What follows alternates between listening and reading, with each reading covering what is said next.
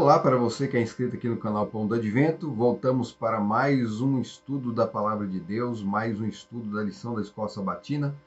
O tema da lição dessa semana é Jesus, o sacerdote fiel.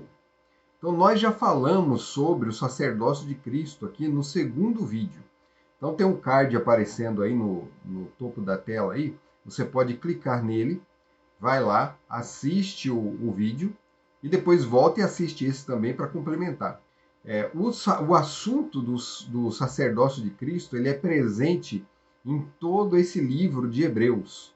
Hebreus ele vai falar constantemente, ele vai voltar sobre esse assunto, ele vai falar sobre o santuário em outros momentos. Então ele vai aparecendo picotado no livro todo, mas nesses capítulos 5, 6 e 7 aqui, a nota tônica aqui é o sacerdócio de Jesus. Então nós vimos Jesus sendo apresentado como um novo Moisés, um novo Josué, e agora ele é apresentado também como um sacerdote. E o sacerdócio de Cristo, a doutrina do sacerdócio de Cristo, ela é importantíssima para nós entendermos o plano da redenção e como é que Jesus trabalha para a nossa salvação. Então, o assunto que parece um assunto assim de menor importância, né? Basta saber que Jesus morreu na cruz. Não é tão simples assim. Na verdade, a morte de Jesus na cruz envolve uma série de questões, uma série de temas, uma série de soluções. Na morte de Jesus na cruz, ele não soluciona apenas a questão do pecado que existe em nós, que atormenta a nossa vida, que traz ruína para a nossa vida. Na verdade, com a morte de Jesus na cruz, ele resolve tudo, todo o grande conflito. É a guerra contra Satanás, é a questão da morte, é as consequências do pecado. E mais, a morte de Jesus na cruz garante para toda a eternidade a paz eterna. A paz eterna. Ou seja, jamais haverá uma nova revolta, jamais haverá nova rebelião, jamais a maldição recairá novamente sobre este mundo, sobre os homens. Porque a morte de Jesus na cruz resolve tudo isso. Então vamos lá, vamos ao texto inicial aqui para a gente poder analisar bem a questão, para a gente estudar a questão do sacerdócio de Cristo. Por que nos convinha um sumo sacerdote como este, santo, inculpável, sem mácula, separado dos pecadores e exaltado acima dos céus? A lição, na verdade, trouxe vários textos para a gente debater, mas vamos nos ater a esse verso aqui, porque nesse verso a gente consegue sintetizar bem a questão toda. Então o texto ele vem falando assim, convia que nós tivéssemos um sumo sacerdote como este. Como este quem? Como Jesus. Nós precisamos do sumo sacerdote assim. Mas de onde vem essa história de sacerdote? Então no vídeo lá que eu falei, eu comentei sobre isso, mas a gente vai dar uma repassada aqui. Na antiga aliança, Deus estabeleceu um sacerdócio. Antes dessa aliança ali no Sinai, o sacerdócio era realizado pelo patriarca, por aquele que liderava a família. Não quer dizer que depois dessa aliança o chefe da família tenha deixado de ser o sacerdote, mas ele não tem essas prerrogativas. As prerrogativas dele não são semelhantes ao do sacerdote, o sacerdote estabelecido ali na aliança do Sinai. Então, na aliança do Sinai, foi criado ali, foi orientado por Deus. Deus orientou Moisés a estabelecer um sacerdócio na casa de Arão e na tribo de Levi. Então, a tribo de Levi era a tribo separada para realizar o sacerdócio e o sumo sacerdócio, ou seja, o sacerdote máximo, deveria vir da casa de Arão. Então, não poderia ser outra família. E isso era tão sagrado, que quando Coré inventou de se rebelar contra o arraial de Deus, contra o povo de Deus, e estabelecer o sacerdócio na casa dele, ele achou que a casa dele que deveria ministrar o sacerdócio para o povo de Israel, Deus os destruiu. Tem um caso também do rei Uzias. Uzias ele inventou de oferecer ali o sacrifício no santuário, trazer o incenso perante o Senhor, e foi atacado por uma lepra. Então Deus ele acabou com o governo de Uzias ali mesmo. Uzias ele intentou fazer aquilo que Deus havia dito que não deveria ser feito. O sacerdócio ele era tão, não só o sacerdócio, mas tudo aquilo que envolvia o sacerdócio, como o santuário, era tão sagrado que até os utensílios que eram colocados no santuário deveriam ser tratados de forma muito, muito cuidadosa. A Arca da Aliança, por exemplo, ela era tão sagrada que ninguém além daqueles que fossem da tribo de Levi, poderiam tocar. Então nós temos o caso na Bíblia também de um homem que, ao ver a arca quase tombando de uma carroça puxada por bois, ele foi tentar segurar a arca e no mesmo momento, ao tocar na arca, foi fulminado. Porque a lei de Deus, com a lei de Deus não se brinca. Era melhor ter deixado a arca cair, né? Ou ele que chamasse alguém da tribo de Levi, avisasse alguém para que a arca estava em perigo, ele não tinha que tocar, ele não tinha que fazer esse trabalho. E ele foi fulminado, né? Parece uma coisa injusta da parte de Deus, mas a gente tem que analisar bem o que é a justiça de Deus, né? Hoje a gente está acostumado muito a ver uma história hoje de um Deus, é o Deus bonzinho, é o Deus do amor, que passa a mão sobre tudo, sobre todos os pecados. Deus, ele não passa a mão sobre pecados. Deus, ele cobre pecadores. Deus, ele cuida de pecadores, ele transforma pecadores. Mas ele não passa a mão sobre o pecado. O pecado é coisa abominável para ele. E o pecado, o destino do pecado, o final do pecado é ser aniquilado, é ser totalmente destruído. E aqueles que viverem no pecado, aqueles que persistirem na vida pecaminosa, infelizmente serão aniquilados também. Porque o pecado não pode existir. O pecado só existe na pessoa, né?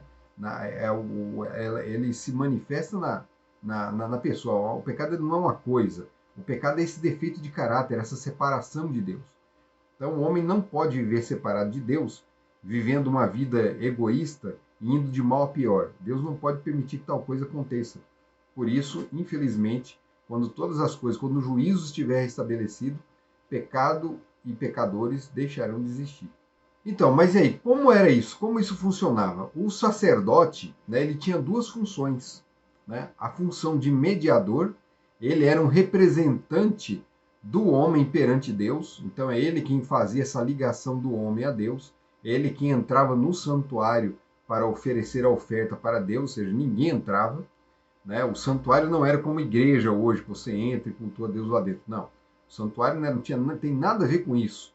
O santuário, dentro do santuário, o trabalho todo era feito pelos sacerdotes. O máximo que o ser humano, que o homem comum podia fazer, era entrar no pátio ali para trazer a vítima. E ele mesmo matava a vítima. O sacerdote fazia todo o resto do trabalho. E o sacerdote, então, tinha essa função de apresentar, a fazer a mediação entre o homem e Deus, mas ele também tinha uma segunda função, apresentar Deus aos homens. Ele era um mestre, um instrutor, ele revelava o Pai, a misericórdia do Pai, a justiça do Pai. Então, o sacerdote ele tinha essa dupla função. O que mais o sacerdote fazia? O sacerdote, na mediação, no trabalho de mediação, ele aceitava a vítima que era trazida para ele. O sangue, né, o animal era morto pelo pecador que trouxe a vítima. E o sangue daquele animal era então recolhido pelo sacerdote, e o sacerdote levava este sangue, né, perante a arca da aliança, perante a arca do concerto, que continha a lei de Deus. A lei de Deus, por ser santa, ela não admite o pecado. Então, a partir do momento que o homem peca, o salário do pecado é a morte. A palavra de Deus é bem clara a esse respeito. O salário do pecado é a morte. Porém, Deus, amoroso, ele não deseja que o homem morra.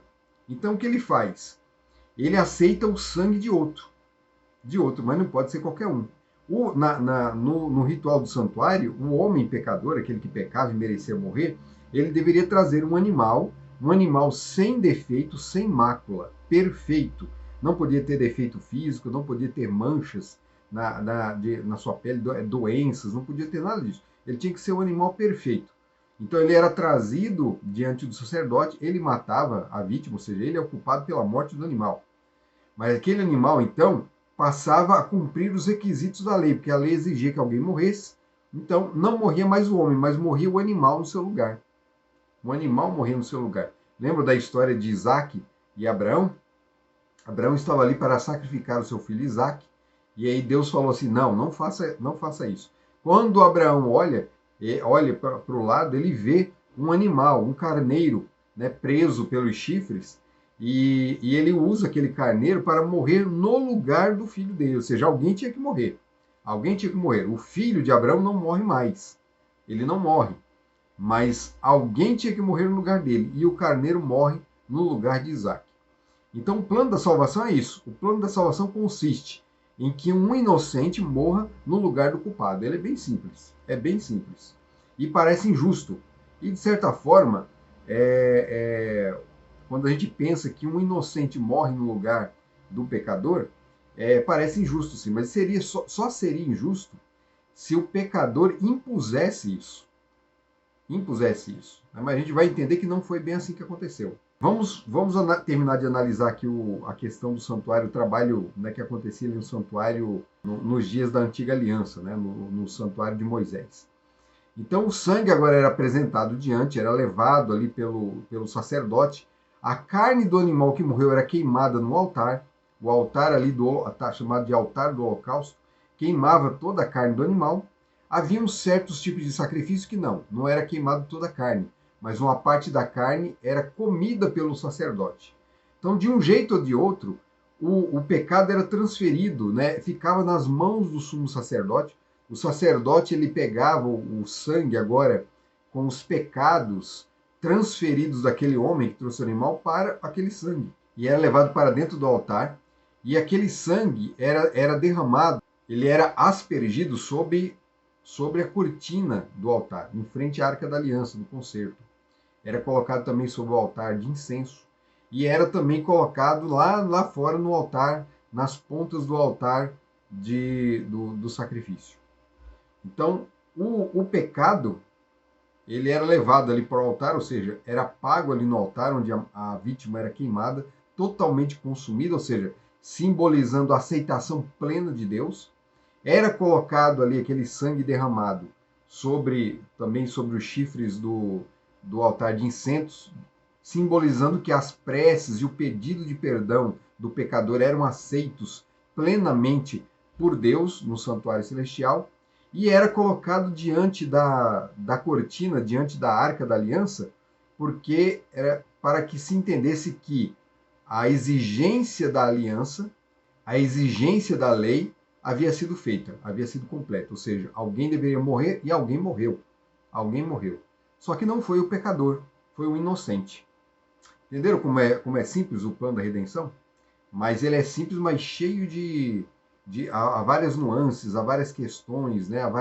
O trabalho do santuário ele é muito rico. Né? O santuário, a gente, para fazer um vídeo aqui para falar sobre tudo, não dá. Um vídeo só não dá, tem que ser vários vídeos tratando sobre vários assuntos.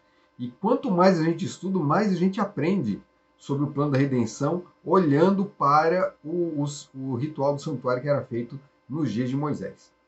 Porém, a lição nos fala o seguinte, que Jesus ele não é um sacerdote segundo a ordem levítica, segundo a ordem de Arão. Lembra que eu falei que os levitas eram sacerdotes e o sumo sacerdócio era feito por Arão? Então Jesus ele não era um sumo sacerdote pela ordem, né, pela casa de Arão. Não quer dizer que o sacerdócio dele não tinha nada a ver, não era simbolizado pelo de Arão, não é isso não. Mas ele não assume a prerrogativa de sumo sacerdote como tendo vindo da casa de Arão. É só isso. Ele, na verdade, assume as prerrogativas de rei vindo da casa de Judá. Então ele é um rei da casa de Judá, ele é descendente de Davi, mas ele não é descendente de Arão. Então, da onde vem o sacerdócio dele? Aí Paulo vai explicar que o sacerdócio dele é semelhante ao sacerdócio de Melquisedeque. Melquisedeque é aquele personagem misterioso que aparece lá no Gênesis, quando Abraão enfrenta os reis os reis que haviam capturado o seu sobrinho. Ele enfrenta e depois, quando volta da guerra da batalha, ele traz uma porcentagem, ele traz 10% de tudo aquilo que ele tinha para o rei de Salém, que era um rei e era também sacerdote do Deus Altíssimo. Era um sumo sacerdote, não era simplesmente um sacerdote, ele era sumo sacerdote do Deus Altíssimo. Nós não entendemos, nós não temos detalhes sobre esse sacerdócio de Melquisedeque, como ele acontecia, como ele era feito. Mas justamente por Moisés não ter dado muitos detalhes, nós entendemos que ele fosse semelhante ao sacerdócio de Arão, assim, nas práticas. Mas ele era diferente de alguma forma do sacerdócio de Arão, justamente por não ser exatamente da linhagem ali né, ele antecedeu o sacerdócio de Arão, e há um aspecto interessante nesse sacerdócio de Melquisedeque. Nós não encontramos na Bíblia uma genealogia de Melquisedeque. Não sabe quem é o pai, não sabe quem é a mãe, pela revelação assim bíblica. Porém, por tradição, né, existe a tradição judaica e algumas análises que nós podemos fazer da palavra de Deus que indicam que Melquisedeque provavelmente fosse Sem, o filho de Noé, que viveu até aqueles dias de Abraão. E por ser da casa de Noé, ele teria o direito de ser sacerdote, né, e teria trocado o nome dele como sacerdote, como rei, seria Melquisedeque, embora o nome verdadeiro dele fosse Sem. Mas até aí é uma hipótese, uma possibilidade. O fato é que nós temos uma genealogia, é como se ele não tivesse princípio e não tivesse fim. E daí é justamente dessa questão, dessa nuance do sacerdócio de Melquisedeque, que nós tiramos simbologias para o sacerdócio de Jesus Cristo. Então Jesus Cristo é aquele também que não tem começo e não tem fim. Ele tem uma genealogia que é apresentada lá em Mateus, porque ele vem da linhagem de Davi, Maria era da família de Davi, né? Então ele, ao se encarnar, ele passou a fazer parte de uma genealogia. Mas ele, como Deus eterno, ele é sacerdote eterno. Ele é sacerdote eterno. Ele, como é sacerdote eterno, não tem início e não tem fim também. O trabalho dele é contínuo, é eterno. Então aqui nós encontramos o aspecto divino desse sacerdócio. Não pensem que Melquisedeque fosse Jesus, viu? Nada disso. Melquisedeque era um homem comum, um homem normal, um sacerdote humano, pecador como nós também, mas Paulo usa ele como figura para o sacerdócio de Jesus por causa desses aspectos, para dizer, para nós podermos entender que o sacerdócio de Jesus ele era eterno e ele era a semelhança daquele animal que era trazido lá no sacerdócio de Arão. O animal que era apresentado, que era morto, que é um símbolo de Jesus morto, o inocente que morre, ele também era sem defeito, sem mácula. É o que o texto aqui diz. O texto fala assim, que ele era santo, inculpável e sem mácula. Santo, inculpável e sem mácula. Ele não tinha pecado, ele não tinha culpa. Ele não morre por si mesmo. Ele morre só pelos outros. E aí vem de novo a questão da justiça. Mas então, que justiça é essa? Como é que eu pego e coloco uma pessoa inocente para morrer no lugar do pecador? Seria injusto se ele fosse forçado a isso. Entenderam? Seria injusto se fosse forçado. Por exemplo, se você resolvesse morrer por uma pessoa que você ama, né? Imagine, sei lá, uma pessoa foi condenada à morte por um determinado crime e você tem a possibilidade de falar, não, eu morro no lugar dela, eu não quero que ela morra, eu quero que ela viva, né? E por amor a ela você resolve dar a vida e o juiz da sentença aceita isso aí. Não há injustiça. Você se colocou como fiador, você se colocou como substituto dessa pessoa. É você quem quis. Não há injustiça, você não foi forçado. Seria injustiça se alguém falasse, não, você vai morrer no lugar dele. Aí seria injusto. Não foi isso que aconteceu no plano da redenção. No plano da redenção existe uma coisa chamada conselho de paz. Nesse conselho de paz, Jesus, ele se coloca, ele se declara fiador da humanidade. Isso que Paulo vem falando aqui, ele é um fiador de uma nova aliança. Nessa nova aliança, ele morre. Não é mais animaizinhos que vão morrer no lugar do ser humano. Ele morre no lugar do ser humano, ele morre, ele paga o preço que a lei exige, que é a morte. E só ele pode pagar, porque aquele sangue daqueles animais era só um símbolo. Eles não salvavam de fato, eles não removiam pecados de fato, eles não mudavam o coração do ser humano. Eles não tinham esse poder. Eles eram usados de forma didática. Era um trabalho sagrado, era sagrado demais. Todos deveriam realizar. Quem não realizasse estava fora da aliança, estava fora do pacto. Mas agora, no novo pacto, não morrem mais animais assim. Por quê? Porque o verdadeiro sacrifício foi feito na cruz do Calvário. Jesus, sem mácula, sem defeito, foi morto por nossa culpa. Por nossa culpa. É como se nós passássemos o cutelo no pescoço de Jesus. Entenderam? Por isso que o homem era que matava o animalzinho quando ele levava no santuário. Ele é que matava. porque simbolizando que nós é que somos culpados pela morte de Jesus. A gente fica procurando culpados aí. Ah, foram os romanos, foram os judeus, foi não sei quem, né? Não, o culpado sou eu e você. Nós somos culpados pela morte de Jesus. O inocente morreu no lugar do pecador. E agora Jesus se apresenta imaculado e sem defeito, porque ele morre, mas ressuscita. E aí que vem um aspecto interessante do sacerdócio. O animal morto era um símbolo de Jesus morto. O sacerdote vivo era o símbolo de Jesus vivo. O trabalho do sacerdote vivo continuava depois do animal morto, simbolizando o quê? Que esse Jesus, essa vítima que morria, deveria voltar à vida. E é justamente isso que acontece. Jesus ele dá a vida no Calvário e ele volta à vida agora, aceito no céu como sumo sacerdote. Ele é a vítima e ele é o sacerdote. E não só isso, ele é rei. Só são três coisas. Ele é a vítima, ele é o sumo sacerdote e ele é o rei. Não é à toa também que ele é comparado nesse sentido a Melquisedeque, porque Melquisedeque ele era sacerdote e rei. Na nova aliança, na aliança do Sinai, não havia isso. O rei era uma coisa e o sacerdote era outra. No sacerdócio divino de Cristo, ele é o sacerdote, o sumo sacerdote, e ele é o rei, a semelhança de Melquisedeque, que era o rei de Salém, o rei da paz. Salém era a cidade dos Jebuseus, lá que se tornou Jerusalém depois, no período de Davi, né? A cidade de Davi. Então, Salém é a antiga Jerusalém. E Salém significa paz. Então, Melquisedeque era o rei da paz e Jesus é o rei da paz também. Ele é o príncipe da paz, o rei da paz. A paz que nós precisamos só vem dele e do sacerdócio perfeito dele. Então, Jesus, como nosso sacerdote, ele cumpre as prerrogativas do sacerdócio levítico também. E de Melquisedeque também, a mesma coisa. Quais eram as prerrogativas que eu havia falado no início? Eram duas. Mediar entre o homem e Deus, ou seja, Jesus ele é a nossa ponte para Deus, é ele quem nos liga a Deus. Nós somos ligados ao Criador por meio de Cristo.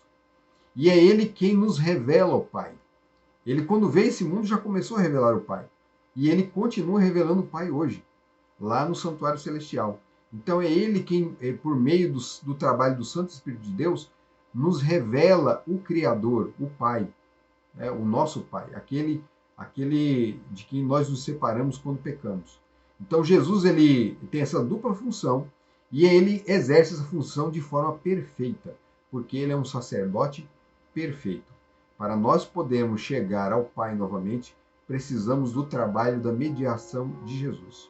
Mas tem um detalhe: o trabalho do sacerdote não dura para sempre.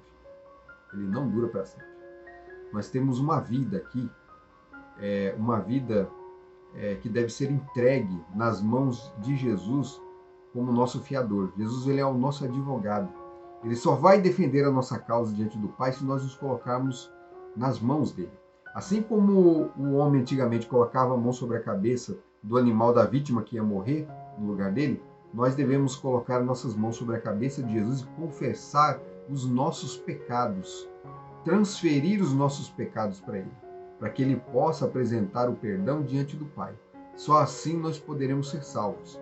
E depois disso, ele, ainda como sacerdote, faz um outro trabalho por nós. Ele começa a transformar o nosso caráter. Porque a nova aliança diz o seguinte, que ele inscreveria a lei dele nos nossos corações. Isso significa o quê? Significa transformação de vida. Significa que nós vamos ter um caráter semelhante ao do Pai. Um caráter perfeito. Quando é que vamos alcançar esse caráter perfeito? Nós vamos ter que lutar, essa é uma batalha de uma vida toda. Nós vamos morrer, né? Nós vamos morrer lutando em busca desse caráter. Esse é um trabalho diário que Jesus faz no coração do homem, que o Espírito Santo exerce na vida do ser humano. Uma transformação diária, uma renovação de vida. É por isso que a palavra de Deus diz que nós vivemos uma novidade de vida. Nós somos novas pessoas, novas criaturas. Nós somos recriados. Mas essa transformação é diária. Quando Jesus voltar nas nuvens dos céus, ele nos transformará de uma vez por todas. E aí nós seremos perfeitos, né, perfeitamente habilitados para vivermos nos céus, nas alturas, diante do Deus Todo-Poderoso. Aí a mediação de Jesus estará completa, concluída, ou seja, ela tem fim. Ela tem fim. Então não fique esperando o tempo passar para tomar sua decisão. Tome sua decisão de seguir a Jesus hoje, de aceitá-lo como seu sacerdote pessoal hoje. Nós precisamos do sacerdócio de Cristo. Sem ele, não há salvação. Sem ele, não há ligação entre o homem e Deus. Sem ele, nós estamos perdidos. Que Deus abençoe você. Até o próximo vídeo. Tchau.